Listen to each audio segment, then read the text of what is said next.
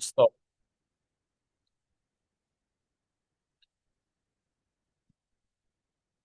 കരുണാസമ്പന്നനായ ദൈവം നമ്മെ സ്നേഹിച്ച മഹാസ്നേഹത്തിനായി അനാദിയായും ശാശ്വതമായും ദൈവമായിരിക്കുന്ന ത്രിയേകനാഥനെ വാഴ്ത്തുന്നു, സ്തുതിക്കുന്നു. ഏകസത്യ ദൈവമായി തൻ്റെ പുത്രനെ നമുക്ക് വേണ്ടി പ്രായശ്ചിത്തയാഗമാകേണ്ടതിന് അയച്ചു തന്ന ആ ദൈവത്തിൻ്റെ മഹാസ്നേഹത്തെ നിരന്തരം നമുക്ക് അയവിറക്കുവാൻ ദൈവം പിന്നെയും കൃപ ചെയ്യട്ടെ. ഏകലോകരക്ഷിതാവായ യേശുക്രിസ്തുവിൻ്റെ നാമത്തിലുള്ള സ്നേഹവും വന്ദനങ്ങളും ആദരവോടെ ഏവർക്കും അറിയിക്കുന്നു. എബ്രായ ലേഖനം 3-ാം അധ്യായം 1-ാം വാക്യമാണ് നാം കഴിഞ്ഞ ദിവസങ്ങളിൽ പഠിച്ചു വന്നത്. ആ വാക്യത്തിൽ നിന്നും നമ്മൾ ഇന്ന് വിരമിക്കുവാൻ ആഗ്രഹിക്കുകയാണ്. അതിൽ നമ്മൾ പ്രധാനമായും കണ്ട കാര്യങ്ങൾ ഒന്ന് ക്രോഡീകരിച്ചു കൊള്ളട്ടെ. ഒന്നും കൂടെ ക്രോഡീകരണത്തിന്, ഉപസംഹാരത്തിനായിട്ട് 1-ാമത്തെ വാക്യം വായിക്കാം. അതുകൊണ്ട് വിശുദ്ധ സഹോദരന്മാരെ, സ്വർഗീയ വിളിക്ക് ഓഹരിക്കാരായുള്ളവരെ, നാം സ്വീകരിച്ചു പറയുന്ന അപ്പോസ്തലനും മഹാപുരോഹിതനുമായ യേശുവിനെ ശ്രദ്ധിച്ചു നോക്കുവിൻ. സ്തോത്രം. നാം അതിലെ ഓരോ പദങ്ങളും എടുത്ത് പഠിക്കുകയുണ്ടായി. അതുകൊണ്ട് അതൊരു കണക്റ്റിംഗ് വേർഡാണെന്ന് 2-ാം അധ്യായത്തെയും 3-ാം അധ്യായത്തെയും തമ്മിൽ യോജിപ്പിക്കുന്ന ഒരു പദമായി നമ്മളതിനെ കണ്ടു. പിന്നീടുള്ളത് ദൈവമക്കളെ പരിചയപ്പെടുത്തുന്ന 2 പ്രസ്താവനകളാണ്. വിശുദ്ധ സഹോദരന്മാർ,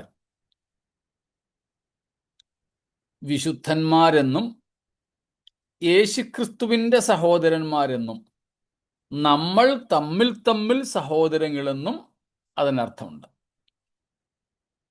അടുത്ത പ്രയോഗം സ്വർഗീയ വിളിക്ക് ഓഹരിക്കാരായുള്ളവരെ. ദൈവം സകലരെയും വിളിക്കുന്നു. വേദപുസ്തകത്തിൻ്റെ അടിസ്ഥാനപരമായ പഠിപ്പീരനുസരിച്ച് ദൈവം സകലരെയും വിളിക്കുന്നു. 50-ാം സങ്കീർത്തനത്തിൽ നമ്മൾ അങ്ങനെയാണ് വായിച്ചത്. സൂര്യന്റെ ഉദയം മുതൽ അസ്തമയം വരെ ദൈവം, യഹോവയായ ദൈവം ഭൂമിയെ വിളിക്കുന്നു. ഭൂമിയെ എന്ന് വെച്ചാൽ ഭൂസീമാവാസികളെ. ഭൂമി എന്ന് പറഞ്ഞാൽ കല്ലും മണ്ണും മരവും ചെളിയും വെള്ളവും ഒക്കെ നിറഞ്ഞ നിർജീവമായ ആത്മാവില്ലാത്ത ഒരു സൃഷ്ടി എന്ന നിലയിലല്ല ഭൂമി എന്നതുകൊണ്ട് അവിടെ ഉദ്ദേശിക്കുന്നത് ഭൂവാസികൾ എന്ന അർത്ഥമാണ്. സ്തോത്രം. ആ വിഷയത്തിൽ പലപ്പോഴും പലരും പെന്തക്കോസ്ത് സഭകൾക്കുള്ളിൽ തന്നെ അഭിപ്രായ വ്യത്യാസങ്ങളുണ്ട്. പ്രത്യേകാൽ കാൽവനിസ്റ്റ് ചിന്താഗതിയിൽ, ബാപ്റ്റിസ്റ്റ് ചിന്താഗതിയിൽ, ബ്രദറൻ ചിന്താഗതിയിലൊക്കെ പെന്തക്കോസ്തിൻ്റെ ചിന്തകളിൽ നിന്നും മാറിയുള്ള ആശയങ്ങളാണുള്ളത്. നമ്മളതിനായിരുന്നു ആ വിഷയം പഠിച്ചപ്പോൾ നമുക്ക് ദൈവത്തിൻ്റെ വിളിയെ നിരസിക്കാൻ പറ്റുമോ എന്ന ഒരു ആശയം പങ്കുവച്ചത്. മനുഷ്യന് ദൈവത്തിൻ്റെ വിളിയെയും ദൈവത്തിൻ്റെ കൃപയെയും നിരസിക്കുവാൻ സാധിക്കുമോ? പ്രത്യേകിച്ച് ഞാൻ മുമ്പേ പറഞ്ഞതുപോലെയുള്ള ആശയഗതിക്കാരും സഭാവിഭാഗങ്ങളും എടുത്തു പറയുന്ന 1-2 പ്രയോഗങ്ങളുണ്ട്. Irresistible grace of God, irresistible calling of God. ദൈവത്തിൻ്റെ വിളിയെ മനുഷ്യനെ പ്രതിരോധിക്കുവാൻ, മനുഷ്യന് വേണ്ടെന്ന് വെക്കാൻ, നിരസിക്കാൻ കഴിയില്ല. ദൈവത്തിൻ്റെ കൃപയെയും നിരസിക്കുവാൻ മനുഷ്യന് സാധ്യമല്ല എന്നുള്ള ഒരു പഠിപ്പീരുണ്ട്. അതിന് അവർ ഊന്നിപ്പറയുന്നത് ദൈവത്തിൻ്റെ സോവറിറ്റി, ദൈവത്തിൻ്റെ പരമാധികാരത്തെയാണ്. ദൈവത്തിന് പരമാധികാരമുണ്ട്, ഒരിക്കലും അത് നിഷേധിക്കുന്നില്ല. ദൈവം ഒരു കാര്യം ചെയ്താൽ നീ എന്തുകൊണ്ടത് ചെയ്യുന്നു എന്ന് ചോദിപ്പാൻ നമുക്കാർക്കും അനുവാദവുമില്ല. റോമാലേഖനത്തിൽ നമ്മൾ ആ കാര്യം കണ്ടിട്ടുണ്ട്, വായിച്ചിട്ടുണ്ട്. ദൈവത്തിൻ്റെ പരമാധികാരത്തിന് നമ്മൾ പൂർണ്ണമായും വിധേയപ്പെടുന്നു. God is sovereign. As sovereign, he rules over all and everything. He has the right and authority, unquestionable authority. No one can question him, question his will. ദൈവത്തിൻ്റെ ഇഷ്ടത്തോട് മറുതലിച്ച് നിൽക്കാൻ, അതിനെ ചോദ്യം ചെയ്യാൻ ആർക്കും സാധ്യമല്ല. ആർക്കും സാധ്യമല്ല.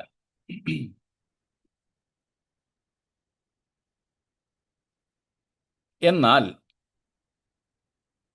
ദൈവം പരമാധികാരി മാത്രമല്ല, നീതിമാനും സത്യവാനും ദയാലുവും സ്നേഹവാനും ഒക്കെ കൂടെയാണ്. ദൈവം ഒരു പിതാവാണ്.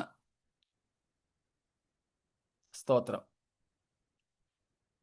ദൈവം ചിലരെ നിത്യജീവനായും ചിലരെ നിത്യ ശിക്ഷാവിധിക്കായും ഉണ്ടാക്കിയിരിക്കുന്നു എന്ന ആശയഗതി ബൈബിളിലില്ല. അത് ദൈവത്തിൻ്റെ സ്വഭാവത്തിന്, ആട്രിബ്യൂട്ട്സിന് നിരക്കുന്നതല്ല. അതുകൊണ്ട് ദൈവത്തിന് പരമാധികാരമുള്ളപ്പോൾ തന്നെ മനുഷ്യന് തിരഞ്ഞെടുപ്പിനുള്ള സ്വാതന്ത്ര്യവും നൽകിയിട്ടുണ്ട്. അത് രണ്ടും സമന്വയിപ്പിച്ചു വേണം നാം ഈ പാഠം ഉൾക്കൊള്ളുവാൻ.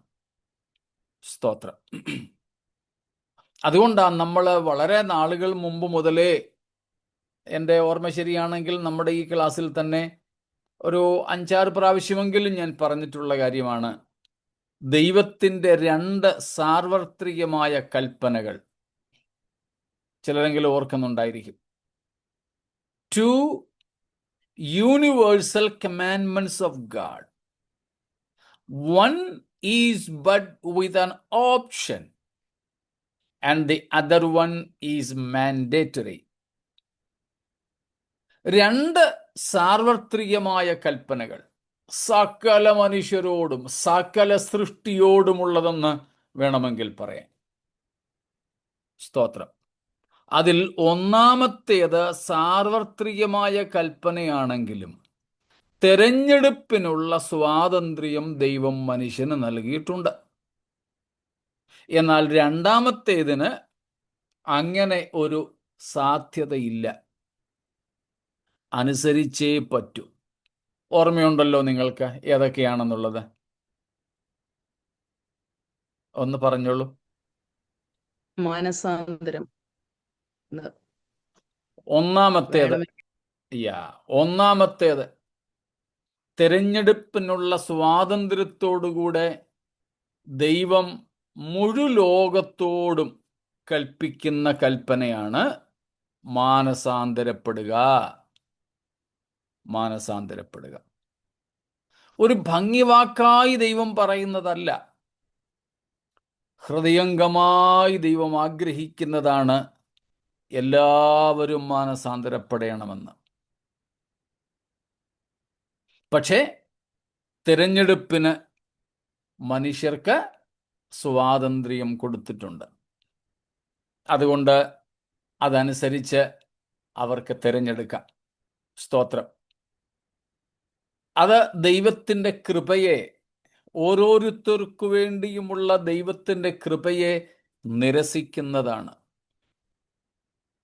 അതിനെ നമ്മൾ മുമ്പേ പറഞ്ഞതുപോലെയുള്ള, ഇന്നലെയാണെന്ന് തോന്നി ഞാൻ പറഞ്ഞത്, ഈ വെസ്റ്റ്മിൻസ്റ്റർ കൺഫെഷനെ കുറിച്ച്.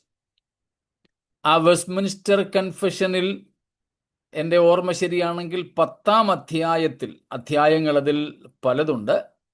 അതിൽ 10-ാമത്തെ അധ്യായത്തിൽ പറയുന്ന 10-ാമത്തെ അധ്യായം എന്ന് പറയുന്നത് വിളിയെ സംബന്ധിച്ച. ആ വിളിക്ക് വെസ്റ്റ്മിൻസ്റ്റർ കൺഫെഷനിൽ കൊടുത്തിരിക്കുന്ന പേര് തന്നെ ഇഫക്ച്വൽ കോളിംഗ് എന്ന. ഇഫക്ച്വൽ കോളിംഗ്.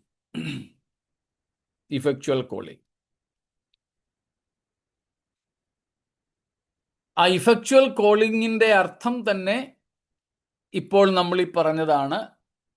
ദൈവം ഒരുവനെ വിളിക്കുന്നെങ്കിൽ ആ വിളിയെ നിരസിക്കുവാൻ ആർക്കും കഴിയുകയില്ല. ദൈവത്തിൻ്റെ കൃപയെ നിരസിക്കുവാൻ ആർക്കും സാധ്യമല്ല എന്ന ഒരാശയമാണ് അതിനകത്ത് കൊടുത്തിട്ടുള്ളത്. അത് 10-ാമത്തെ അധ്യായത്തിലാണ്. ഇപ്പൊ ഈ വെസ്റ്റ്മിൻസ്റ്റർ കൺഫെഷനകത്ത് ഏതാണ്ട് 35 അധ്യായങ്ങളുണ്ട്. വിശ്വാസ പ്രഖ്യാപനത്തിൻ്റെ 35 അധ്യായങ്ങളുണ്ട്. 35 അധ്യായങ്ങൾ.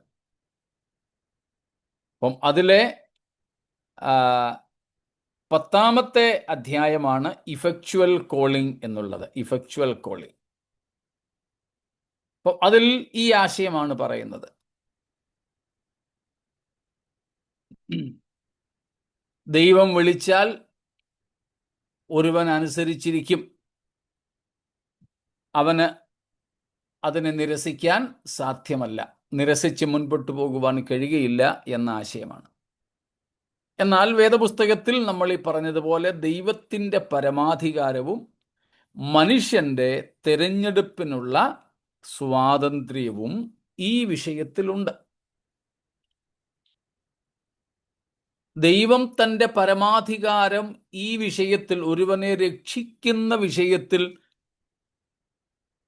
ക്രൂശിൽ ഉപയോഗിച്ചു എന്ന് വെച്ചാൽ പുത്രനെ തരുന്നതിൽ. എന്നാൽ പുത്രനോട് പോലും ദൈവം പിതാവ് തൻ്റെ പരമാധികാരം നിർബന്ധത്താൽ ഉപയോഗിച്ചില്ല. ഗതസമനയിൽ അതുകൊണ്ടാണ് പുത്രൻ ആദ്യം പ്രാർത്ഥിച്ചു, ഈ പാനപാത്രം നീങ്ങിപ്പോകണം, എന്നാൽ ഞാൻ കുടിച്ചിട്ടല്ലാതെ ഇത് നീങ്ങില്ല, എങ്കിൽ എൻ്റെ ഇഷ്ടമല്ല അങ്ങയുടെ ഇഷ്ടം. അവിടെ കണ്ടോ, പുത്രൻ പിതാവിൻ്റെ ഇഷ്ടത്തെ തിരിച്ചറിഞ്ഞ് ആ ഹിതത്തിന് തന്നെ തന്നെ വിധേയപ്പെടുത്തി കൊടുത്തു. നമുക്കും അത് തന്നെയാണ് വേണ്ടത്. അങ്ങനെ വിധേയപ്പെടുത്തുന്നില്ല എങ്കിൽ പുത്രനോട് പോലും പിതാവ് നിർബന്ധപൂർവം ഇത് ചെയ്യടാ എന്ന് പറയില്ല. അതുകൊണ്ടാണ് നമ്മൾ നേരത്തെ പഠിച്ചിട്ടുള്ളത്, യേശുക്രിസ്തു തന്നെത്താൻ ഒഴിച്ചാണ് ഭൂമിയിലേക്ക് മനുഷ്യനായി വന്നത്. തന്നെത്താൻ ഒഴിച്ചു, തന്നെത്താൻ താഴ്ത്തി. ഫിലിപ്പ് ലേഖനം 2:6 മുതലുള്ളത് നമുക്കറിയാമല്ലോ. സ്തോത്രം. മനപ്പാഠമാണെങ്കിലും ഒന്ന് വായിച്ചേക്കൂ. അവൻ ദൈവരൂപത്തിൽ ഇരിക്കെ ദൈവത്തോടുള്ള സമത്വം മുറുകെ പിടിച്ചുകൊള്ളണം എന്ന് വിചാരിക്കാതെ ദാസരൂപമെടുത്തു മനുഷ്യ സാദൃശ്യത്തിലായി തന്നെത്താൻ ഒഴിച്ചു. വേഷത്തിൽ മനുഷ്യനായി വിളങ്ങി തന്നെത്താൻ താഴ്ത്തി മരണത്തോളം, ക്രൂശിലെ മരണത്തോളം തന്നെ അനുസരണമുള്ളവനായി തീർന്നു. സ്തോത്രം. കണ്ടോ, തന്നെത്താൻ താഴ്ത്തി, തന്നെത്താൻ ഒഴിച്ചു, മനുഷ്യവേഷം എടുത്തു. ദാസരൂപമെടുത്തു. ഇതെല്ലാം കർത്താവ് തന്നെ സ്വയം ചെയ്തതാണ്. പിതാവ് നിർബന്ധിച്ച് പുത്രനെ കൊണ്ട് ചെയ്യിച്ചതല്ല. ഒരു കാര്യം ഉറപ്പാ. എന്ത്? പിതാവിൻ്റെ ഇഷ്ടം മനസ്സിലാക്കിയിട്ട് പുത്രൻ തന്നെ തന്നെ ആ പിതൃഹിതത്തിന് വിധേയപ്പെടുത്തി അഥവാ സമർപ്പിച്ചു എന്നുള്ളത്. പിതാവിൻ്റെ ഹിതത്തോടാണ് പുത്രൻ അനുസരണഭാവം കാണിച്ചത്, കൽപ്പനയോടല്ല. ആജ്ഞയോട് എന്നതിനേക്കാൾ ആഗ്രഹത്തോട്, ഇഷ്ടത്തോടെ പുത്രൻ അനുസരണഭാവം കാണിച്ചു. നമ്മളതുകൊണ്ട് ഇടയ്ക്കൊക്കെ പറഞ്ഞിട്ടുള്ളത്, സ്തോത്രം, ദൈവകൽപ്പനകളുടെ അനുസരണത്തെക്കാൾ ദൈവത്തിനിഷ്ടം ദൈവഹിതത്തിൻ്റെ നിറവേറ്റലുകളാണ്. കൽപ്പന അനുസരിക്കുന്നത് പരിണിത ഫലത്തെ ഭയന്നിട്ട, ദോഷം വരുമല്ലോ, തിന്മയാകുമല്ലോ, നഷ്ടം നേരിടുമല്ലോ എന്നൊക്കെയുള്ള ഭയത്തിൽ നിന്നുമാണ് പലപ്പോഴും അനുസരണം. എന്നാൽ കർത്താവ് തന്നെ പഠിപ്പിച്ചു, ഭയത്തിൽ നിന്നല്ല അനുസരണം വരേണ്ടത്, പിന്നെ സ്നേഹത്തിൽ നിന്ന്. From love, not from fear. പഴയ നിയമത്തിൽ പോലും ഭയത്തിൽ നിന്നായിരുന്നു ആരാധനയും അനുസരണവും. പുതിയ നിയമത്തിൽ ഭയത്തിൽ നിന്നല്ല, സ്നേഹത്തിൽ നിന്നുള്ളത് മാത്രം മതി അവിടത്തേക്ക്. പുത്രൻ പിതാവിനെ അനുസരിച്ചത് ഭയത്തിൽ നിന്നല്ല, സ്നേഹത്തിൽ നിന്ന്. സ്തോത്രം, സ്നേഹത്തിൽ നിന്ന്.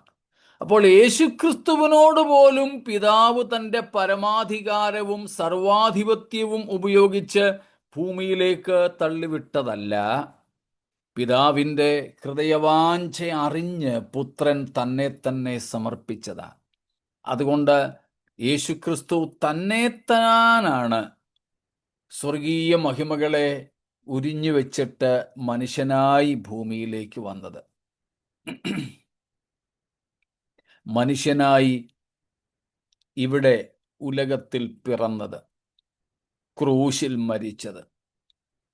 അതുപോലെ തന്നെ നമ്മൾ പഠിച്ചിട്ടുണ്ട്, യേശുവിനെ ആരും കൊന്നു എന്ന് പറയുന്നതിനേക്കാൾ, യേശുവിനെ ആരെങ്കിലും പിടിച്ചു എന്ന് പറയുന്നതിനേക്കാൾ തന്നെത്താൻ അവർക്ക് ഏൽപ്പിച്ചു കൊടുത്തു എന്നതാണ് സത്യം. പറഞ്ഞു വരുന്നത്, ദൈവത്തിന് സർവാധിപത്യമുണ്ട്, പരമാധികാരമുണ്ട്, സ്തോത്രം, സർവശക്തിയുണ്ട്. പക്ഷേ അതൊന്നും ഒരു മനുഷ്യനെ രക്ഷയ്ക്കായി വിശ്വസിപ്പിക്കുന്നതിനായിട്ട് ഉപയോഗിക്കുന്നില്ല. അവിടെ ദൈവത്തിൻ്റെ ശക്തിയേക്കാൾ, സ്തോത്രം, മനുഷ്യൻ്റെ തെരഞ്ഞെടുപ്പിനാണ് പ്രാധാന്യം നൽകിയിരിക്കുന്നത്. സ്തോത്രം. അപ്പോൾ റോമാലേഖനം 2-ാം അധ്യായത്തിൻ്റെ 4-ാമത്തെ വാക്യത്തിൽ നമ്മൾ വായിച്ചിട്ടുണ്ട്, കഴിഞ്ഞ ദിവസവും നമ്മൾ വായിച്ചതാണ്. ദൈവത്തിൻ്റെ ദയ നിന്നെ മാനസാന്തരത്തിലേക്ക് നടത്തുന്നു എന്ന് അറിയാതെ നീ അവന്റെ ദയ, ക്ഷമ, ദീർഘശാന്തി എന്നിവയുടെ ഐശ്വര്യം നിരസിക്കുന്നുവോ? കണ്ടോ, നിരസിക്കുന്നുവോ? അത് മനുഷ്യന്റെ സ്വതന്ത്രമായ ചിന്താഗതിയിലാണ് ആ തെരഞ്ഞെടുപ്പ്. നിരസിക്കുന്നുവോ? മനുഷ്യൻ അത് നിരസിക്കാം, വേണ്ടെന്ന് വയ്ക്കാം. സ്തോത്രം. എന്നാൽ നമ്മൾ നേരത്തെയും പഠിച്ചിട്ടുണ്ട്, വേറെ മാർഗമില്ലാത്തതുകൊണ്ട് ദൈവത്തിൽ വിശ്വസിച്ച് യേശുക്രിസ്തുവിനെ ഏറ്റുകൊണ്ട് ഇങ്ങനെ അങ്ങ് ഒരു യന്ത്രമനുഷ്യനെ പോലെ, റോബോട്ട് പോലെ സ്വർഗത്തിലേക്ക് പോകുന്നവരെ ദൈവത്തിന് വേണ്ട. അവരെ സ്വർഗത്തിൽ കൊണ്ട് നിർഗുണ ബ്രഹ്മങ്ങളായിട്ടിരുത്താൻ ആഗ്രഹമില്ല ദൈവത്തിന്. സ്തോത്രം. അപ്പോൾ ഈ കാര്യം ഒന്ന് എടുത്തു പറഞ്ഞു എന്നേ ഉള്ളൂ. ദൈവത്തിൻ്റെ പരമാധികാരത്തെ നിഷേധിച്ചുകൊണ്ടല്ല മനുഷ്യന് ദൈവത്തിൻ്റെ വിളിയെയോ കൃപയെയോ നിരസിക്കാമെന്ന് നമ്മൾ പഠിച്ചത്. പകരം ദൈവത്തിൻ്റെ പരമാധികാരത്തെ പൂർണ്ണതയിൽ ഉൾക്കൊണ്ടുകൊണ്ട് തന്നെ മനുഷ്യന് ദൈവം കൊടുത്തിട്ടുള്ള തിരഞ്ഞെടുപ്പിൻ്റെ സ്വാതന്ത്ര്യത്തെ നമ്മൾ മനസ്സിലാക്കിയെന്ന് മാത്രമേ ഉള്ളൂ. സ്തോത്രം. അപ്പോൾ അതായിരുന്നു ഒന്നാമത്തെ വാക്യത്തിൽ നമ്മൾ പിന്നീട് കണ്ടത്. അതുകൊണ്ട് എന്ന പദം ദൈവമക്കളെക്കുറിച്ചുള്ള പരിചയപ്പെടുത്തൽ. അതിലാണ് ഏറ്റവും ഒടുവിൽ 3 കാര്യങ്ങളിൽ മൂന്നാമത്തേതായി നമ്മൾ കണ്ടത് സ്വർഗീയ വിളിക്ക് ഓഹരിക്കാർ. ആ വിളിയെക്കുറിച്ച് ഒന്നും കൂടെ ഒന്ന് ഓർപ്പിച്ചു എന്നേ ഉള്ളൂ. പിന്നീട് നമ്മൾ കണ്ടത് ഒന്നാമത്തെ വാക്യത്തിൽ ക്രിസ്തുവിനെ കുറിച്ചുള്ള പരിചയപ്പെടുത്തലാണ്. 3 കാര്യങ്ങൾ. 1, യേശുവിൻ്റെ പൊതുവായ പേര് യേശു. 2, അപ്പോസ്തലൻ. 3, മഹാപുരോഹിതൻ. പിന്നീട് അവിടെയുള്ള ചില പദപ്രയോഗങ്ങളാണ്. 1, നാം സ്വീകരിച്ചു പറയുന്ന. ഇന്നലെ വരെ നമ്മളതെ പറ്റിയാണ് കണ്ടത്. ഏറ്റുപറയുക. ഏറ്റുപറയുക റോമർ 10:9-10 വാക്യങ്ങളിൽ രക്ഷിക്കപ്പെടുവാൻ വേണ്ടി ഏറ്റുപറച്ചിൽ വേണമെന്ന് നമ്മൾ കണ്ടു. ആരും തെറ്റിദ്ധരിക്കരുത്. നമ്മൾ ഈ വായി കൊണ്ട് പറയുന്നതല്ല നമ്മുടെ രക്ഷയ്ക്ക് കാരണം. രക്ഷ യേശുവിൻ്റെ ക്രൂശിൽ ക്രിസ്തു ചൊരിഞ്ഞ പാപമില്ലാത്ത പ്രായശ്ചിത്ത രക്തത്താൽ മാത്രം. രക്ഷ ദൈവത്തിൻ്റെ കൃപയാൽ മാത്രം. രക്ഷ വിശ്വാസമാർഗത്താൽ മാത്രം. 3 കാര്യങ്ങൾ പറഞ്ഞു. രക്ഷ യേശുക്രിസ്തുവിൻ്റെ ക്രൂശ് മരണത്താൽ മാത്രം. 2, രക്ഷ ദൈവത്തിൻ്റെ കൃപയാലെ മാത്രം. 3, രക്ഷ നമ്മുടെ വിശ്വാസത്താൽ മാത്രം. സ്തോത്രം. ഇത് 3ഉമില്ലാതെ, യേശുവിൽ വിശ്വസിക്കാതെ, പാപങ്ങളെ സമ്മതിച്ച് മാനസാന്തരപ്പെടാതെ യേശു ദൈവപുത്രനെന്ന് ഞാൻ വിശ്വസിക്കുന്നു, യേശുവിനെ പിതാവ് മരിച്ചവരുടെ ഇടയിൽ നിന്നും ഉയർത്തെഴുന്നേൽപ്പിച്ചുവെന്ന് ഞാൻ വിശ്വസിക്കുന്നു, യേശു കർത്താവ് എന്ന് ഞാൻ ഏറ്റുപറയുന്നു, ഇത് ഒരു സഭാമധ്യത്തിൽ പ്രഖ്യാപിക്കുന്നത് കൊണ്ട് ഒരുവൻ രക്ഷിക്കപ്പെടുകയില്ല. ഈ ഏറ്റുപറച്ചിലല്ല രക്ഷയ്ക്ക് നിദാനം. അങ്ങനെ ആരും തെറ്റിദ്ധരിക്കരുത്. പിന്നെന്താ ഈ ഏറ്റുപറച്ചിലിൻ്റെ പ്രാധാന്യം? അതിൻ്റെ പ്രാധാന്യം എന്തെന്നാൽ അകത്തെ ഹൃദയത്തിനുള്ളിലെ വിശ്വാസത്തിൻ്റെ, ആന്തരിക വിശ്വാസത്തിൻ്റെ ബാഹ്യമായ ഏറ്റവും ആദ്യത്തെ പ്രകടനമാണ് ഈ ഏറ്റുപറച്ചിൽ. സ്തോത്രം. വിശ്വാസം ഇല്ലാതെയും എന്ത് ചെയ്യാം? ഈ ഏറ്റുപറച്ചിൽ നടത്താം. വിശ്വാസം ഇല്ലാതെയും അറിവില്ലാതെയും. അത് നമ്മൾ ഇന്നലെ കണ്ടു. Even without having faith or even knowledge, one can confess that he believes in Jesus and he is Lord. Even without faith, one can. But it is not that confession, that utterance that saves a person, but the belief, the faith, inward faith. Inward faith.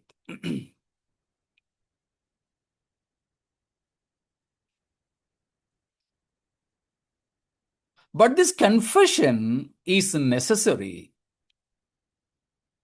If one person believes inwardly, he will be so happy to express his new faith by confessing one's trust in Christ. ഒരുവൻ യഥാർത്ഥത്തിൽ യേശുവിനെ തിരിച്ചറിയുകയും യേശുവിൽ വിശ്വസിക്കുകയും ചെയ്താൽ തൻ്റെ ഉള്ളിലുള്ള സന്തോഷം അടക്കി വെക്കാൻ കഴിയാതെ താൻ പരസ്യമായി അത് ഏറ്റുപറയും. ചില പ്രധാനപ്പെട്ട വാർത്തകളൊക്കെ നമ്മൾ അറിയുമ്പോൾ, നമ്മുടെ വീട്ടിൽ തന്നെ, ഇപ്പം എൻ്റെ കാര്യം എടുക്കാം, അല്ലെങ്കിൽ ഞങ്ങളുടെ കാര്യം എടുക്കാം. ഞാനും സൂസനും ഓൺലൈൻ വാർത്തകൾ വായിക്കാറുണ്ട്. ചില വാർത്തകൾ വായിച്ചിട്ട് എന്നേക്കാൾ മുമ്പേ സൂസൻ വായിച്ചതായിരിക്കും, അറിഞ്ഞതായിരിക്കും. എന്നാലും ചില വാർത്തകൾ ഞാൻ അറിയുമ്പോൾ അത് ഉള്ളിൽ അടക്കി വെക്കാൻ തോന്നാറില്ല.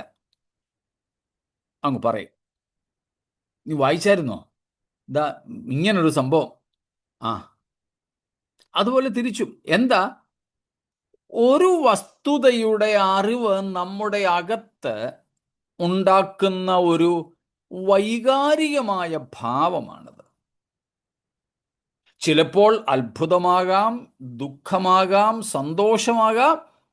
അത് മറ്റുള്ളവരോട് പങ്കുവയ്ക്കണം എന്ന ഒരു ശക്തമായ തീവ്രമായ തോന്നൽ. അത് നിമിത്തം മറ്റുള്ളവർ അറിയുന്നതാണെങ്കിൽ കൂടെ നമ്മളത് ഏറ്റുപറയുന്നു. അങ്ങനെ യേശുവിൽ ഒരു വ്യക്തി വിശ്വസിക്കുമ്പോൾ ആ വ്യക്തിക്ക് അത്ഭുതം, ആ വ്യക്തിക്ക് അതിശയം, അതിലുപരി ആ വ്യക്തിക്ക് സന്തോഷം. അതിനെ വിളിക്കുന്ന പേര് രക്ഷയുടെ സന്തോഷം എന്നാണല്ലോ. രക്ഷയുടെ സന്തോഷം. ആ സന്തോഷവും അത്ഭുതവും അതിശയവും ഒരുത്തൻ അടക്കി വെക്കാൻ കഴിയില്ല ഹൃദയത്തിനകത്ത്. അവൻ വായി തുറന്ന് സംസാരിക്കും, ഏറ്റുപറയും. ഞാൻ യേശുവിൽ വിശ്വസിക്കുന്നു, യേശു എൻ്റെ കർത്താവ്, യേശുവിനെ പിതാവായ ദൈവം മരിച്ചവരിൽ നിന്നും ഉയർപ്പിച്ചു, സ്തോത്രം. ഇങ്ങനെ ആവേശത്തോടെ അടുത്ത് നിൽക്കുന്നവരോടോ ലോകത്തോട് തന്നെയോ വിളിച്ചു പറയുന്ന സംഗതിയാണെന്ത്? ഈ ഏറ്റുപറച്ചിൽ. സ്തോത്രം. അങ്ങനെ പറഞ്ഞതുകൊണ്ട് ഒരുത്തൻ രക്ഷിക്കപ്പെടത്തില്ല. എന്നാൽ ഒരുവന് രക്ഷ പ്രാപിപ്പാൻ ഉള്ളം കൊണ്ട് വിശ്വസിച്ച് കഴിയുമ്പോൾ അവൻ ആ സന്തോഷം അടക്കി വെക്കാൻ കഴിയാതെ തൻ്റെ പുതിയ വിശ്വാസത്തെ മറ്റുള്ളവരോട് പങ്കുവയ്ക്കും. ഇതാണ് കൺഫെഷൻ. സ്തോത്രം. അതുകൊണ്ട് അങ്ങനെ ഒരു ഏറ്റുപറച്ചിൽ അനിവാര്യമാണ്. കൂടാതെ ഒരു കാര്യവും കൂടെ അതിനകത്തിലുള്ളത്, ഇന്നലെ നമ്മൾ പറഞ്ഞതുപോലെ ഈ റോമാലേഖനമൊക്കെ എഴുതുന്ന സമയത്ത്, ഫിലിപ്പിയ ലേഖനമായാലും അങ്ങനെ തന്നെ, എഴുതുന്ന സമയത്ത് ഇന്നലെ നമ്മൾ പഠിച്ച പ്രകാരം കൈസറാണ് കർത്താവെന്ന് റോമൻ ചക്രവർത്തി, അവരുടെ ഔദ്യോഗിക നാമമാണ് കൈസർ, സർനെയിം എന്ന് പറയാം. അവരുടെ ഓഫീസ് മിസ്രൈമിൽ ഫറവോന്മാരുണ്ടായിരുന്നത് പോലെ റോമിൽ കൈസർമാരാണ്. അവരുടെ വ്യക്തിപരമായ പേര് വേറെയാണ്. തിബരിയാസ് കൈസർ, ഔഗുസ്തോസ് കൈസർ എന്നൊക്കെ നാം കാണുന്നത് പോലെ കൈസർ ചക്രവർത്തിയാണ്. ഇപ്പൊ ചക്രവർത്തിയാണ് കർത്താവെന്ന് ഏറ്റുപറയുന്ന ഒരു കാലം. അങ്ങനെ ഏറ്റുപറഞ്ഞില്ലെങ്കിൽ രാജ്യദ്രോഹികളായിട്ട് അവരെ മുദ്രകുത്തുന്ന ഒരു സമയം. കൈസർ അല്ലാതെ മറ്റാരെങ്കിലും കർത്താവെന്ന് ഏറ്റുപറയുന്നവരെ വധശിക്ഷയ്ക്ക് വിധേയപ്പെടുത്തുന്ന ഒരു കാലം. അപ്പോൾ അപ്പോസ്തലൻ പറയുകയാണ്, നിങ്ങൾ യഥാർത്ഥത്തിൽ യേശു ദൈവപുത്രനാണെന്ന്, യേശു കർത്താവാണെന്ന്, യേശുവിനെ മരിച്ചവരുടെ ഇടയിൽ നിന്നും ദൈവം ഉയർത്തെഴുന്നേൽപ്പിച്ചു എന്ന് വിശ്വസിക്കുന്നു എങ്കിൽ നിങ്ങളുടെ ജീവൻ അപായത്തിലാണെന്ന് പോലും പരിഗണിക്കാതെ നിങ്ങൾ എന്ത് ഏറ്റുപറയണം? യേശു കർത്താവ് എന്ന് ഏറ്റുപറയണം. ആ ഏറ്റുപറച്ചിൽ നിങ്ങൾക്ക് ചിലപ്പോൾ ജീവൻ കൊടുത്തുകൊണ്ടാകാം ഉറപ്പിക്കേണ്ടത്, എന്നാലും ഏറ്റുപറയാതിരിക്കരുത്. ചിലരൊക്കെ പറയുന്നത് പോലെ വാ കൊണ്ട് എന്തെങ്കിലും പറയാം, ഹൃദയം കൊണ്ട് വിശ്വസിക്കുന്നില്ലേ കാര്യം. ഇന്നുമുണ്ട് പലരും അങ്ങനെയുള്ള ചിലരെ ഞാൻ നേരിട്ട് കാണുകയും സംസാരിക്കുകയും ചെയ്തിട്ടുണ്ട്. അപ്പോൾ പറഞ്ഞ അവരെ കാണിക്കാൻ വേണ്ടിയാ ഞാൻ അവിടെ നിന്ന് കുമ്പിട്ടെന്നേ ഉള്ളൂ, പക്ഷെ ഞാൻ മനസ്സിൽ പറഞ്ഞതുകൊണ്ട് യേശുവിൻ്റെ രക്തത്താല് ജയം, രക്തത്താല് ജയം എന്നായിരുന്നു. കാര്യമില്ല. സ്തോത്രം. അതുകൊണ്ടാണ് വെളിപ്പാട് 21:8 നരകത്തീയിലേക്ക് തള്ളപ്പെടുന്ന 8 കൂട്ടരിൽ എത്രാമത്തെ കൂട്ടരാ? ഭീരുക്കൾ. എന്നാൽ ഭീരുക്കൾ 8 കൂട്ടം പാപികളിൽ ഒന്നാമത്തെ കൂട്ടരാണിവർ, ഭീരുക്കൾ. ഇരുട്ടത്ത് പുറത്തോട്ടിറങ്ങാൻ പേടിക്കുന്നവരെ കുറിച്ചല്ല ഈ പറയുന്നത്. രാത്രിയിൽ ഒറ്റയ്ക്ക് യാത്ര ചെയ്യാൻ ഭീരുത്വമുള്ളവരെ കുറിച്ചല്ല ഈ പറയുന്നത്. എന്നാൽ യേശു കർത്താവ് എന്ന് ഏറ്റുപറഞ്ഞാൽ എൻ്റെ ജീവൻ പോകുമോ, ആൾക്കാർ കല്ലെറിയുമോ, എന്നെ സമൂഹ ഭ്രഷ്ടനാക്കുമോ, ജോലിയിൽ നിന്ന് പിരിച്ചുവിടുമോ, പരീക്ഷയിൽ എൻ്റെ കൊച്ചിനെ തോൽപ്പിക്കുമോ എന്നൊക്കെയുള്ള ഭയം കൊണ്ട് യേശുവിങ്കലുള്ള വിശ്വാസം ഏറ്റുപറയാതെ രഹസ്യമായി കൊണ്ട് നടക്കുന്നവരെയാണ് ഇവിടെ ഭീരുക്കൾ എന്ന് വിളിക്കുന്നത്. ആ ഭീരുക്കൾക്ക് സ്വർഗരാജ്യം അവകാശമാക്കാൻ കഴിയില്ല. പകരം അവരെന്ത് ചെയ്യണം? യേശു കർത്താവെന്ന് പരസ്യമായി ഏറ്റുപറയണം. ഇത് സഭയ്ക്കകത്ത് സ്നാനപ്പെടുന്നതിന് മുമ്പ് 10-20 പേര് മാത്രം കൂടിയിരിക്കുന്ന ഒരു സദസ്സിൽ എഴുന്നേറ്റ് നിന്ന് ഏറ്റുപറയുന്നൊരു പറച്ചിലല്ല. പകരം ആജീവനാന്തം പീഡകന്മാരുടെ മുമ്പിലും യേശുവിങ്കലുള്ള വിശ്വാസത്തെ ഏറ്റുപറയുന്നതിനെ കുറിച്ചാണ്. സ്തോത്രം. അതാണ് നാം സ്വീകരിച്ചു പറയുന്ന എന്നുള്ളതിൻ്റെ അർത്ഥം. പിന്നെ നമ്മൾ കണ്ടത് ശ്രദ്ധിച്ചു നോക്കുക എന്ന അതിൻ്റെ അർത്ഥവും നമ്മൾ കണ്ടു. മാത്രമല്ല 1-ാം അധ്യായം 1-ാം വാക്യം തൊട്ട് 2-ാം അധ്യായം 18-ാം വാക്യം വരെ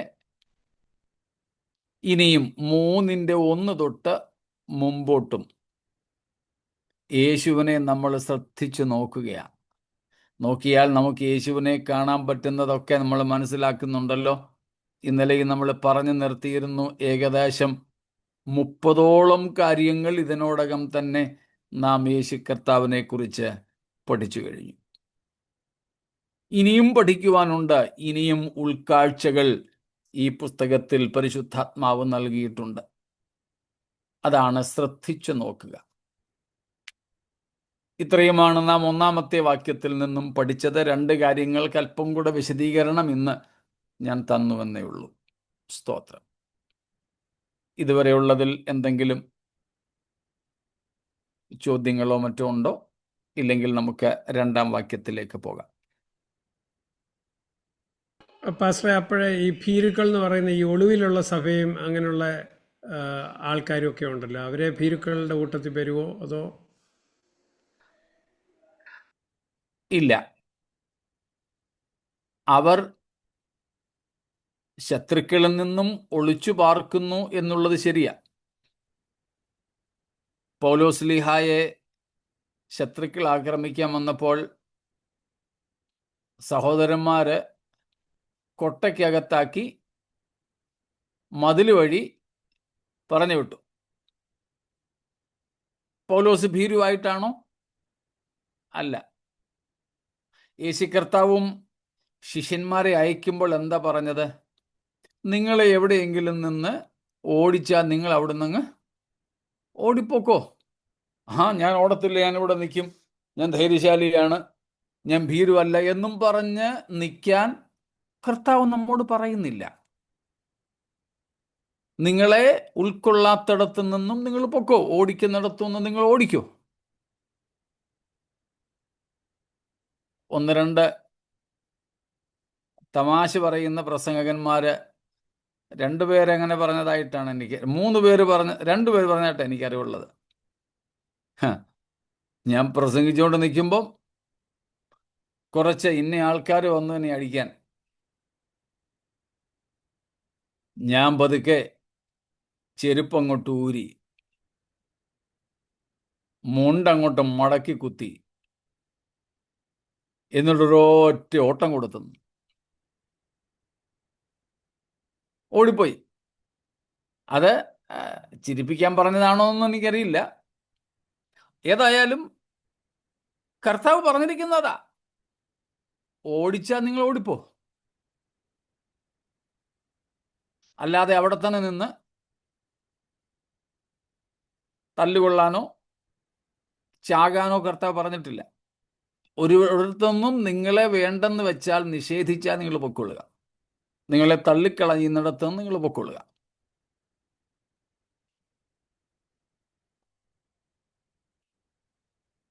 അതല്ലാതെ ഈ അണ്ടർഗ്രൗണ്ട് സഭകളുമൊക്കെ നിയമം നിമിത്തം വിലക്കിയിരിക്കുന്ന ഇടങ്ങളിൽ, ഇപ്പോൾ തന്നെ നമ്മുടെ ഇടയിൽ, നമ്മുടെ ഇന്ത്യയിൽ വർഷങ്ങളായിട്ട് അടച്ചു പൂട്ടിയിട്ടിരിക്കുന്ന സഭാ ഹാളുകളുണ്ട്. അവിടെയുള്ള ദൈവമക്കൾ ആത്മീയ കൂട്ടായ്മ ആചരിക്കാതിരിക്കുകയാണോ? അല്ല. ചിലർ പിന്മാറിപ്പോയി. ഭീരുക്കളായിട്ടുള്ളവർ അല്ലെങ്കിൽ അങ്ങനെയുള്ളവർ പ്രലോഭനങ്ങൾ ഉണ്ടായപ്പോഴും പ്രതികൂലങ്ങൾ വന്നപ്പോഴും അവർ പിന്തിരിഞ്ഞു പോയി. അവർ പോട്ടെ. വിഷമം നമുക്കുണ്ടെങ്കിലും അവർ യോഹന്നാൻ പറയുന്നത് പോലെ നമുക്കുള്ളവരായിരുന്നില്ല.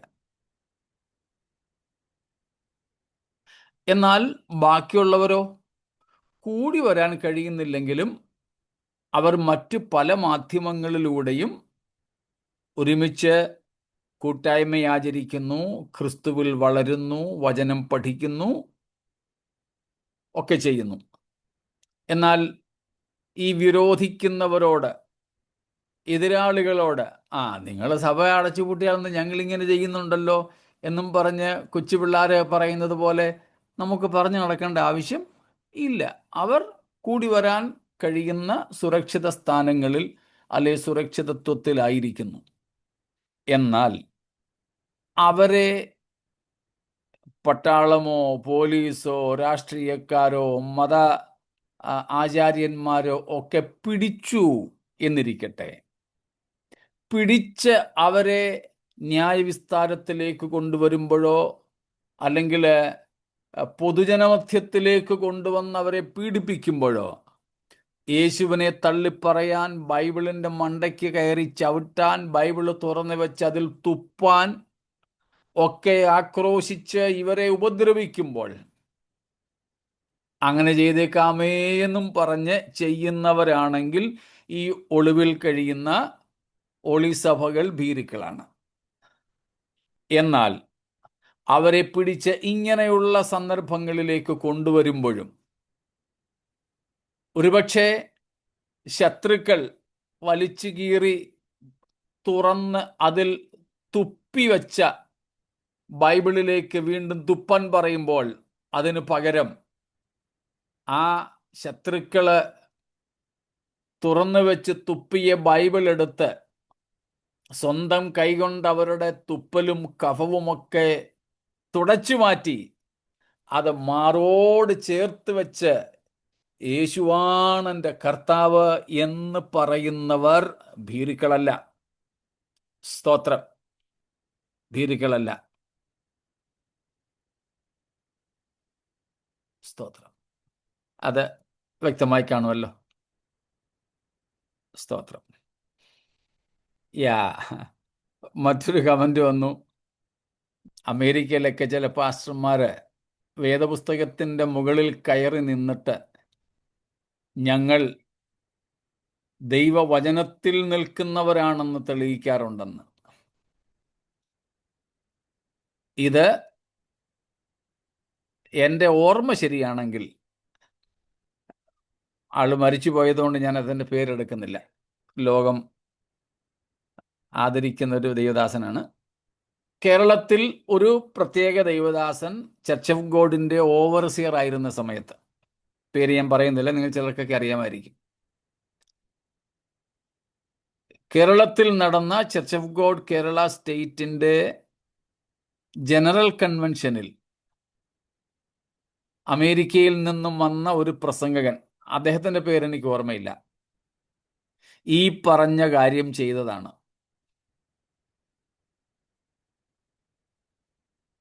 വേദപുസ്തകം സ്റ്റേജിൽ താഴെ വെച്ചിട്ട് we have to stand on the word of God എന്നും പറഞ്ഞ്, നമുക്ക് ദൈവവചനത്തിന്മേൽ നിലനിൽക്കണമെന്നും പറഞ്ഞ് ബൈബിൾ താഴെ വെച്ചിട്ട് അയാൾ ആ ഷൂസും ഇട്ട് ആ ബൈബിളിൻ്റെ മുകളിൽ കയറി നിന്നുവെന്ന്. ആ സമയത്ത് കേരളത്തിൽ ഭയങ്കര കോളിളക്കം ഉണ്ടാക്കിയ ഒരു വിഷയമായിരുന്നു അത്. സായിപ്പ് ചെയ്തതിലല്ല പ്രശ്നം, ട്രാൻസ്ലേറ്റ് ചെയ്തുകൊണ്ടിരുന്നത്, എൻ്റെ ഓർമ്മ ശരിയാണെങ്കിൽ അന്നത്തെ ഓവർസിയർ, അദ്ദേഹത്തെ കൊണ്ടും ഇദ്ദേഹം അങ്ങനെ തന്നെ ചെയ്യിച്ചു. മലയാളിയായ ആ ട്രാൻസ്ലേറ്ററും നിർബന്ധത്താൽ അങ്ങനെ ചെയ്തു എന്നാണ് ഞാൻ അറിഞ്ഞത്. 100% തെറ്റാണെന്ന് ഞാൻ പറയാതെ നിങ്ങൾക്കറിയാം. ഒരിക്കലും അത് പാടില്ല. അത് പൈശാചികമെന്നേ ഞാൻ പറയൂ. സ്തോത്രം. വേറെ ചിലരെ ഞാൻ കണ്ടിട്ടുണ്ട്, വീടിന് മൂലക്കല്ലിടുന്ന സമയത്ത് ബൈബിള് താഴെ വെച്ച് കല്ലിനു പകരം, കല്ല് വെക്കും, ബൈബിള്, ഒരു ബൈബിൾ ആ മൂലക്കല്ലിൻ്റെ സ്ഥാനത്ത് വെച്ച് പിന്നെ കല്ലിട്ട് വീട് പണിയുന്നവരെ ഞാൻ കണ്ടിട്ടുണ്ട്. കത്തോലിക്കരൊക്കെ ആണെങ്കിൽ കുരിശ് വെച്ചിട്ട് ചെയ്യാറുണ്ട്. അതുപോട്ടെ, അവരെന്തെങ്കിലും ചെയ്തോട്ടെ. ബൈബിൾ ഇതുപോലെ വെച്ച് അതിൻ്റെ മേൽ കല്ല് വെച്ച് വീട് പണിയുന്നവരെ ഞാൻ കണ്ടിട്ടുള്ളതാണ്. ആ ബൈബിൾ അവിടെ തന്നെ വെച്ചേക്കോ, പക്ഷേ അത് പിന്നെ എടുക്കുവോ? അതിനു മണ്ടയ്ക്ക് ബിൽഡിംഗ് മുഴുവൻ വന്നപ്പോ എങ്ങനെ എടുക്കാന്? ഓക്കെ. മൂലക്കല്ലിന്റെ സ്ഥാനത്ത് ബൈബിൾ വെച്ചാൽ എങ്ങനെ എടുക്കാനാ? പിന്നെ അതവിടെ അതങ്ങ് ചെതൽ നിന്ന് പോയാ പിന്നെ അതങ്ങ് ചെതൽ നിന്ന് പോയാ പിന്നെ വീട് പോവല്ലോ. അതെ, അതുകൊണ്ട് ആ ഒരു ഗ്യാപ്പ് ഇട്ടിട്ടായിരിക്കും അവർ ചെയ്യുന്നത്.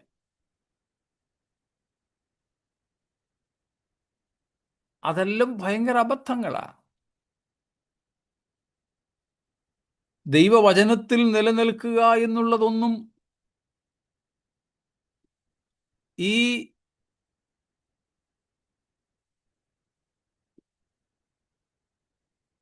ഈ പറയപ്പെടുന്ന കോപ്രായങ്ങളെന്ന് വേണം അതിന് പറയാൻ. മറ്റൊരു കമന്റ് വന്നിരിക്കുന്നു, ചിലര് ഡെഡ് ബോഡിയോടുകൂടെ ബൈബിളും കൂടെ വെച്ച് അടക്കാറുണ്ടെന്ന്. അതും അരുതാത്തതാണ്. ചിലപ്പോൾ ഞാൻ വളരെ സ്നേഹിച്ച ഒത്തിരി വർഷങ്ങളായിട്ട് ഉപയോഗിച്ച ബൈബിളായിരിക്കും. ഞാൻ മരിക്കുമ്പം എൻ്റെ കുടുംബം പറയുക, ഇത്രയും വർഷം കൊണ്ട് നടന്ന് പ്രസംഗിച്ച് ബൈബിളാ, ഇതും കൊണ്ട് പൊക്കോട്ടെ. എന്തിനാണെന്ന് എനിക്കറിയില്ല. എന്നാൽ ഇനി പോകുന്നിടത്തും ഇതെന്ന് പ്രസംഗിച്ചോട്ടെന്ന് വിചാരിച്ചാണോ എന്നറിയില്ല. പെന്തക്കോസ്തുകാരല്ലാതെ ഉള്ളവർ ഇനി ഒരു പക്ഷേ ഈ ചെയ്യുന്നത് ഇതുകൊണ്ട് എന്തെങ്കിലും പുണ്യം കിട്ടും, ആത്മാവ് അങ്ങ്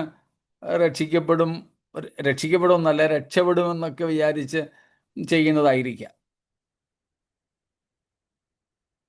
പെന്തക്കോസ്തുകാരും അങ്ങനെ ചെയ്യുമോ എന്ന് എനിക്കറിയില്ല. മറ്റുള്ളവർ ചെയ്തേക്കാം. പാസ്റ്ററങ്ങളെ, ഞാൻ ഇങ്ങനെ നമ്മൾ യൂട്യൂബിലൊക്കെ ക്രിസ്ത്യൻസ് വീഡിയോ കാണുമ്പോൾ കൂടുതലായിട്ട് കണ്ടിട്ടുണ്ട് അവർ പുതിയ ബൈബിൾ, ഇത്ര കോസ്റ്റ്ലി ആയിട്ടുള്ള ബൈബിള്, അതുപോലെ ഫോട്ടോ ഉള്ള സൈസ് ബൈബിള്, അപ്പോൾ അതൊക്കെ കൂടുതൽ യൂസ് ചെയ്തിട്ട് അവർക്ക് കൂടുതൽ ബൈബിൾ വായിക്കും അങ്ങനെയൊക്കെ പറഞ്ഞു കേട്ടിട്ടുണ്ട്. അത് നല്ലതാണോ? അതോ ഭയങ്കര കോസ്റ്റ്ലി ആയിട്ട് യൂസ് ചെയ്താലാണ് അത് ഭയങ്കര ഭക്തി അങ്ങനത്തെ ഒരു സംസാരമൊക്കെ കേട്ടിട്ടുണ്ട്.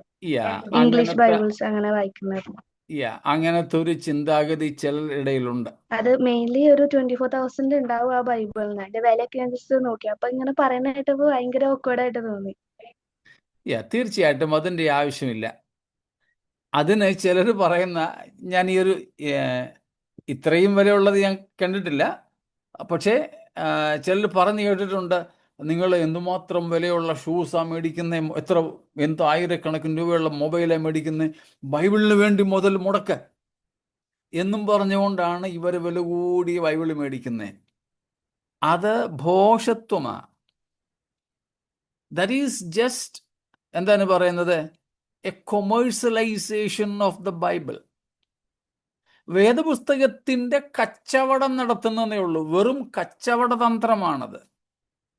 അതൊക്കെ പബ്ലിഷ് ചെയ്യുന്ന കമ്പനിക്കാർക്ക് ലാഭം ഉണ്ടാകുന്നേ ഉള്ളൂ. നമുക്ക് വായിക്കാൻ കഴിയുന്ന, നമുക്ക് കൊണ്ടു നടക്കാൻ കഴിയുന്ന ഒരു ബൈബിൾ, അതിൻ്റെ ആവശ്യമേ ഉള്ളൂ. പിക്ചറുള്ള ബൈബിൾ എന്ന് പറഞ്ഞാൽ, ഇപ്പം എൻ്റെ ഇരിക്കുന്ന ബൈബിളിനകത്ത് കുറച്ച് പിക്ചേഴ്സ് ഉണ്ട്. കനാൻ നാട്ടിലെ പഴങ്ങളുടെ ഒരു പിക്ചറ്, അതുപോലെ യെരിഹോ മതിൽ, അങ്ങനെയുള്ള ചില പിക്ചേഴ്സ്. ഇപ്പോൾ യേശുക്രിസ്തു മരിച്ചിടത്ത് അല്ലെങ്കിൽ യേശുക്രിസ്തു ജനിച്ചിടത്ത് പണിതിരിക്കുന്ന ദേവാലയങ്ങളുടെയൊക്കെ പിക്ചേഴ്സ് ഉള്ളത്.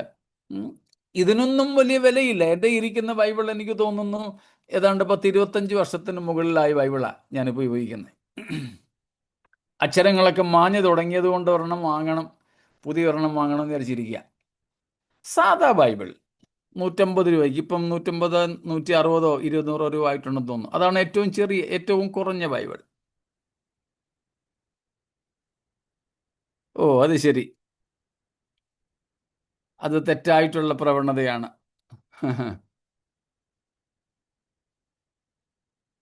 അപ്പം അതിൻ്റെ ആവശ്യമില്ല, അത് തെറ്റാണ്. വേദപുസ്തകം വില കൂടിയ ബൈബിള് വാങ്ങുന്നത് കൊണ്ട് നമ്മൾ ഭക്തരാണെന്നൊന്നും തെളിയുന്നില്ല. ഏറ്റവും വില കുറഞ്ഞ ബൈബിള് വാങ്ങിച്ചോളൂ. അത് വായിക്കുകയും, 5 കാര്യങ്ങൾ നമ്മൾ നേരത്തെ പഠിച്ചിട്ടുണ്ട്. വായിക്കുകയും പഠിക്കുകയും ധ്യാനിക്കുകയും ജീവിതത്തിൽ അനുവർത്തിക്കുകയും ലോകത്തിൽ ആ വചനം വിതയ്ക്കുകയും ചെയ്താൽ അവർ മാത്രമാണ് ഭാഗ്യവാന്മാർ.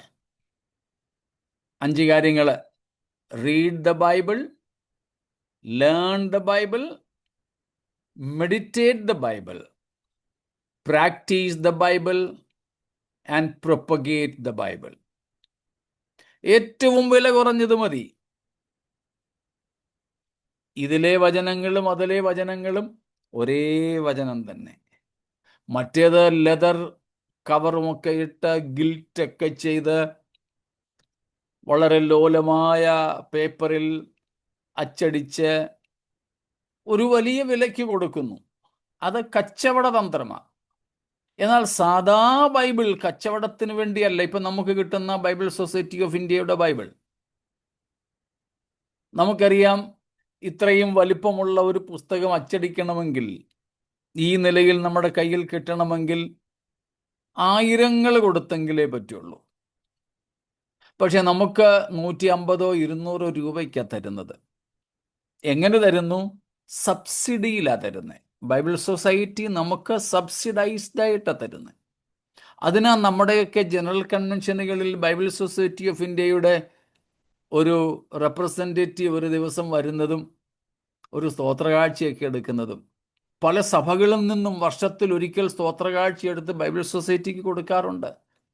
അങ്ങനെ പലയിടങ്ങളിൽ നിന്നും അവർ പൈസ ശേഖരിച്ചിട്ടാണ് നമുക്ക് ഈ വളരെ തുച്ഛമായ വിലയ്ക്ക് ബൈബിൾ തരുന്നത്. ഈ ബൈബിൾ ഇങ്ങനെ അച്ചടിക്കുന്നത് കൊമേഴ്സ്യലൈസേഷൻ അല്ല, ഇത് വാണിജ്യ അടിസ്ഥാനത്തിലുള്ളതല്ല. എന്നാൽ മറ്റേതോ ഫാൻസി ബൈബിൾസ്. ഞാൻ പലയിടത്തും പറയാറുണ്ട്, നമ്മുടെ കൂട്ടത്തിലും ഇക്കാര്യം ഞാൻ പറഞ്ഞിട്ടുണ്ട്. ആഭരണധാരണത്തെ പറ്റി പറഞ്ഞപ്പോൾ ഈ ഫാൻസി ബൈബിളുകൾ ഉപയോഗിക്കുന്നതും ആഭരണധാരണത്തെക്കാൾ വലിയ പാപമായിട്ടാണ് ഞാൻ കാണുന്നത്. സ്തോത്രം. അപ്പോൾ അത് ഒരിക്കലും ആവശ്യമില്ല. വേറെയും ചിലരുണ്ട്, സാധാ ബൈബിൾ മേടിച്ചിട്ട് വലിയ പാസ്റ്റർ സൈൻ ചെയ്തിട്ട് വലിയ വിലയ്ക്ക് കൊടുക്കും. 100 രൂപയുടെ ബൈബിൾ വാങ്ങി ഞാൻ ഒപ്പിട്ട ബൈബിളാണെന്നും പറഞ്ഞ് 1000 രൂപയ്ക്ക് കൊടുക്കുന്നത്. അത് എൻ്റെ വാണിജ്യതന്ത്രമാണ്. ആവശ്യമില്ല. നമുക്ക് വായിക്കാൻ കഴിയുന്ന ഒരു സാധാരണ ബൈബിൾ, അതിൻ്റെ ആവശ്യമേ ഉള്ളൂ. ഇപ്പോൾ പിന്നെ സിപ്പിട്ടതൊക്കെ വരുന്നുണ്ട്, സൗകര്യമുണ്ട്. അതിനും വലിയ വില വ്യത്യാസങ്ങളില്ല. ഇന്നും ജീവിച്ചിരിക്കുന്ന ഒരു പാസ്റ്റർ കേരളത്തിൽ, എൻ്റെ നാട്ടിലാണെന്നാണ് പറഞ്ഞേക്കുന്നത്,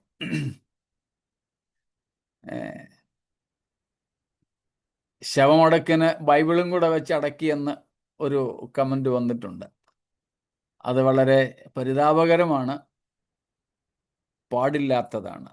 നാം അങ്ങനെയൊന്നും ചെയ്യരുത്. ശവത്തോടുകൂടെ അടക്കാനുള്ളതല്ല ബൈബിൾ. സ്തോത്രം. Bible alone. അങ്ങനെയൊക്കെ ചെയ്യാറുണ്ട്. എന്തോ അമേരിക്കയിലൂടെ ബൈബിളിലൂടെ പെട്ടിക്കകത്ത് വെച്ച് അടക്കാറുണ്ട്. അമേരിക്കയിൽ എല്ലാത്തിനും കൊടുക്കുന്നു. അമേരിക്കയിൽ എല്ലായിടത്തും ചെയ്യുന്നുണ്ട്. പാടില്ലാത്തതാണത്. മരിച്ചവർക്ക് ശവക്കോട്ടയിലോ അല്ലെങ്കിൽ കല്ലറയിലോ വെക്കാനുള്ളതല്ല ബൈബിൾ. സ്തോത്രം. കണ്ടപ്പോ ഞാനത് ചിന്തിച്ചു പോയിട്ടുണ്ട്, എന്തിനാ വൃത്തിയാ കാണിക്കുന്നു. അതെ, ഒരിക്കലും പാടില്ല.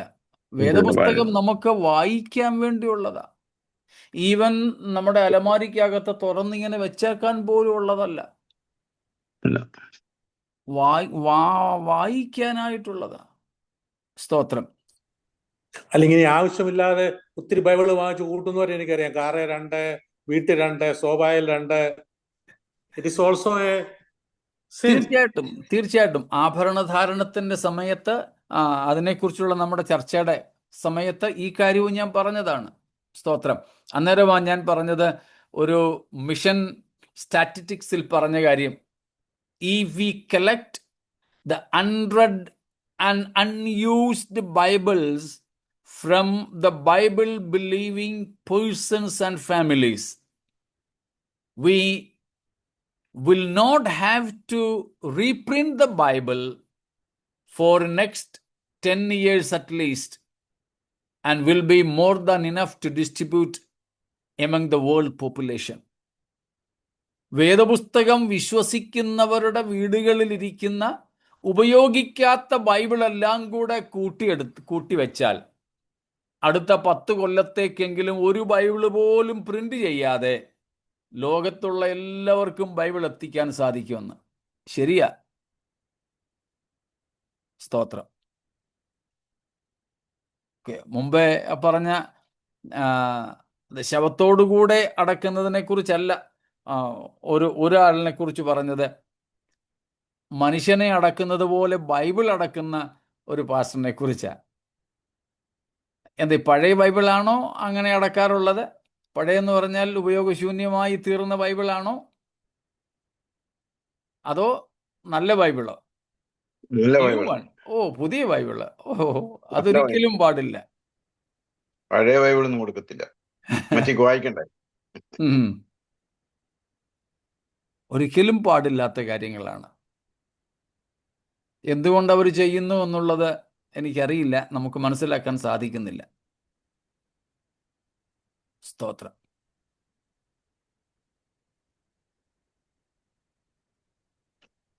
പാസ്റ്റർ 5 കാര്യങ്ങൾ ഒന്നുകൂടെ പറയണേ. റീഡ് ദ ബൈബിൾ, വേദപുസ്തകം വായിക്കുക. ലേൺ ദ ബൈബിൾ, തിരുവെഴുത്തുകളെ പഠിക്കുക.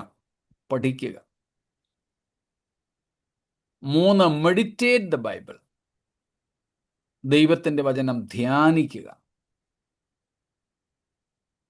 4, പ്രാക്ടീസ് ദ ബൈബിൾ, തിരുവെഴുത്ത് പ്രായോഗിക തലത്തിലേക്ക് വരുത്തുക അല്ലെങ്കിൽ ആചരിക്കുക.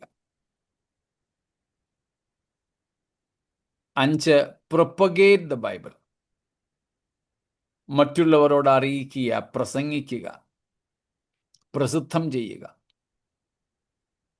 Read, learn, meditate, practice and propagate. ദൈവത്തിൻ്റെ വചനം വായിക്കണം, പഠിക്കണം, ധ്യാനിക്കണം, പ്രായോഗിക തലത്തിൽ കൊണ്ടുവരണം, അത് മറ്റുള്ളവരോട് അറിയിക്കണം. സ്തോത്രം.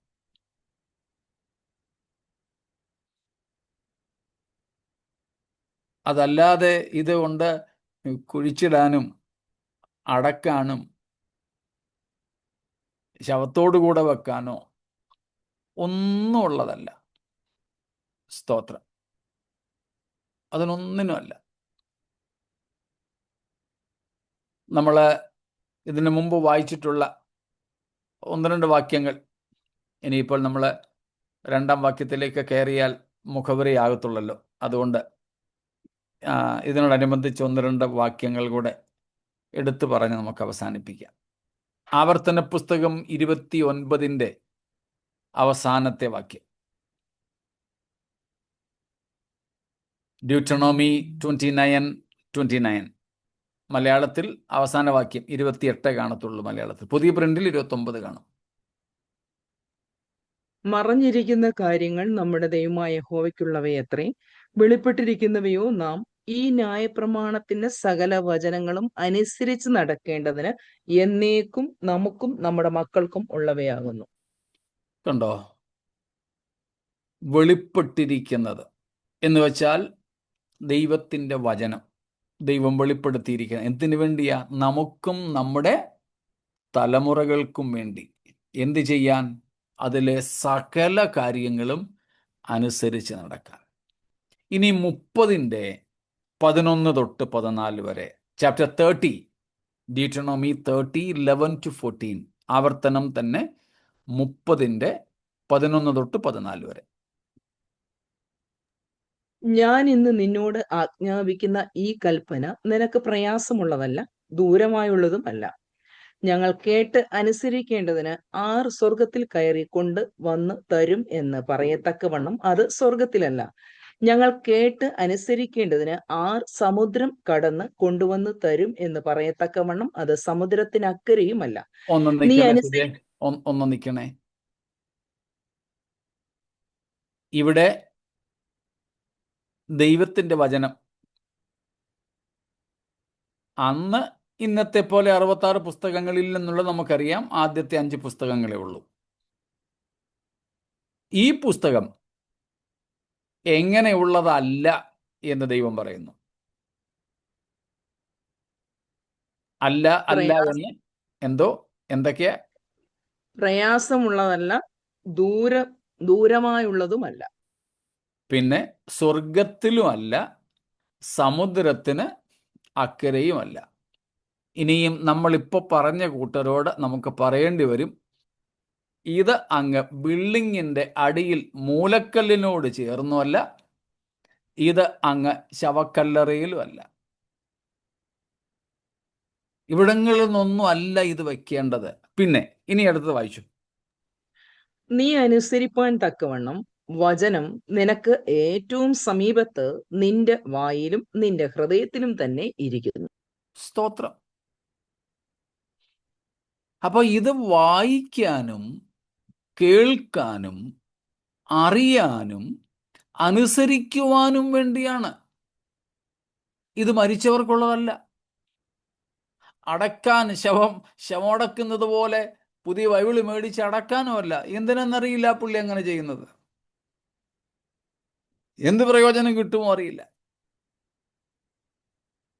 ഇനി 2 തിമോത്തിയോസ് 3:14-15 കൂടെ. 2 Timothy 3:14 and 15. നീയോ ഇന്നവരോട് പഠിച്ചു എന്ന് ഓർക്കുകയും അപ്പോൾ ക്രിസ്തുവേശു ഒന്ന് പഠിക്കുക, ദൈവവചനം പഠിക്കുക, പഠിച്ചുവെന്ന് ഓർക്കുകയും ക്രിസ്തുവേശുവിലുള്ള വിശ്വാസത്താൽ നിന്നെ രക്ഷയ്ക്ക് ജ്ഞാനിയാക്കുവാൻ മതിയായ തിരുവെഴുത്തുകളെ തിരുവെഴുത്തുകളിൽ നിന്ന് ക്രിസ്തുവിനെ കുറിച്ച് അറിഞ്ഞ് ക്രിസ്തുവിൽ വിശ്വസിക്കുക. ക്രിസ്തുവേശുവിലുള്ള വിശ്വാസത്താൽ നിന്നെ രക്ഷയ്ക്ക് ജ്ഞാനിയാക്കുവാൻ മതിയായ തിരുവെഴുത്തുകളെ ബാല്യം മുതൽ അറിയുകയും ചെയ്യുന്നത് മൂന്ന് ഈ തിരുവെഴുത്തുകൾ അറിയുകയും ചെയ്യുന്നത് കൊണ്ട് നീ പഠിച്ചും വീണ്ടും പഠിക്കുക, നിശ്ചയം പ്രാപിച്ചും. പഠിച്ചാൽ നിശ്ചയം പ്രാപിക്കും, ദൃഢത, ഉറപ്പ് പ്രാപിക്കും. നിശ്ചയം പ്രാപിച്ചും ഇരിക്കുന്നതിൽ നിലനിൽക്കുക. കണ്ടിന്യൂ ഇൻ ദ വേർഡ്, നിലനിൽക്കുക. കണ്ടോ എന്തൊക്കെ ചെയ്യണമെന്നവിടെ? പഠിക്കുക എന്ന്, അല്ലെങ്കിൽ അതെ, ലേൺ, സ്റ്റഡി എന്ന് 2 പറഞ്ഞിട്ടുണ്ട്. രണ്ടും കൊണ്ട് നമുക്ക് ഒന്നാക്കാം. പഠിക്കുക, പിന്നെ അതിലൂടെ ക്രിസ്തുവിനെ അറിഞ്ഞ് ക്രിസ്തുവിൽ വിശ്വസിക്കുക, പിന്നെ അറിയുക, നിശ്ചയം പ്രാപിക്കുക, നിലനിൽക്കുക. 5 കാര്യങ്ങൾ തിരുവെഴുത്തിനോടുള്ള ബന്ധത്തിൽ നാം ചെയ്യേണ്ടത് അവിടെ പറയുന്നുണ്ട്. 14-15 വാക്യങ്ങളിൽ. 16-17 വാക്യങ്ങളിൽ പിന്നെയുണ്ട് 4 കാര്യങ്ങൾ. എല്ലാ തിരുവെഴുത്തും ദൈവവിശ്വാസീയമാകയാൽ ദൈവത്തിന്റെ മനുഷ്യൻ സകല പ്രവൃത്തിക്കും വക പ്രാപിച്ച് സകല സൽപ്രവർത്തിക്കും വക പ്രാപിച്ച് തികഞ്ഞവൻ ആകേണ്ടതിന് ഉപദേശത്തിനും ഉപദേശം, ശാസനം, ഗുണീകരണം, നീതിയിലെ അഭ്യാസത്തിനും പ്രയോജനമുള്ളതാണ്. കണ്ടോ, നേരത്തെ 5, ഇവിടെ 4, 9 കാര്യങ്ങൾ. സ്തോത്രം. അതുകൊണ്ടുള്ള പ്രയോജനം 2. 14 വാക്യത്തിൽ നമ്മൾ കണ്ടു, ക്രിസ്തുവേശുവിങ്കലുള്ള വിശ്വാസത്താൽ നമ്മെ രക്ഷയ്ക്ക് ജ്ഞാനിയാക്കും. 16 വാക്യത്തിൽ നമ്മൾ കണ്ടു, ദൈവത്തിൻ്റെ മനുഷ്യൻ സകല സൽപ്രവർത്തിക്കും വക പ്രാപിച്ച് തികഞ്ഞവനാകും. ഇത് മരിച്ചു കിടക്കുന്ന ഒരുത്തിന് പറ്റത്തില്ലല്ലോ. അതുകൊണ്ട് ഈ തിരുവെഴുത്തുകൾ ജീവനോടിരിക്കുന്നവർക്ക് വേണ്ടി മാത്രമാണ്. അല്ലാതെയുള്ള പ്രവണതകൾ ചെയ്യുന്നവർ ചെയ്യട്ടെ എന്നല്ലാതെ നമുക്കിപ്പോൾ എന്ത് ചെയ്യാൻ? നമുക്ക് ഉപദേശിക്കാനോ ശാസിക്കാനോ പറ്റുന്നിടത്താണെങ്കിൽ നമുക്കത് ചെയ്യാം. അല്ല, നമുക്ക് സാധിക്കാത്തിടത്താണെങ്കിൽ നമുക്ക് കർത്താവെ ഇവർക്ക് സുബോധം കൊടുക്കണമേ എന്ന് പ്രാർത്ഥിക്കുവാനേ കഴിയും. സ്തോത്രം.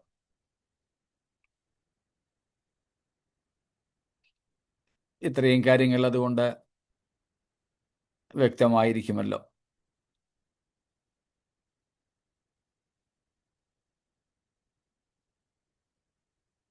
നമ്മളിവിടെ എബ്രായർ 3:1 വാക്യം ഒന്ന് ഉപസംഹരിക്കുകയായിരുന്നു.